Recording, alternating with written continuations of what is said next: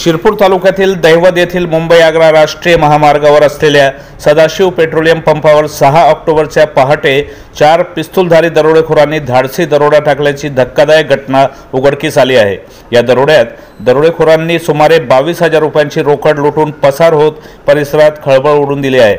मिळालेल्या माहितीनुसार पहाटे सुमारे 4 वाजेच्या एकाच दुचाकीवर 4 संशयित पेट्रोल पंपावर आले। त्यापैकी दोघांच्या हातात पिस्तूल होते। पंपावर ड्युटीवर असलेले कर्मचारी सोमनाथ गवळी, सुनील नगराळे आणि संतोष नगराळे यांना पिस्तुलाचा धाक दाखवत रोकड मागण्यात आली।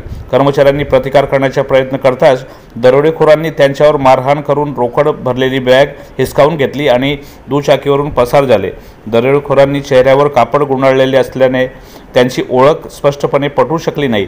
घटनेच्या वेळी पेट्रोल पंपाच्या शेजारील हॉटेल बंद होते आणि सुरक्षा रक्षकही रजेवर असल्याने दरोडेखोरांनी या संधीचा फायदा घेतल्याचा प्राथमिक अंदाज पोलिसांनी व्यक्त केला आहे।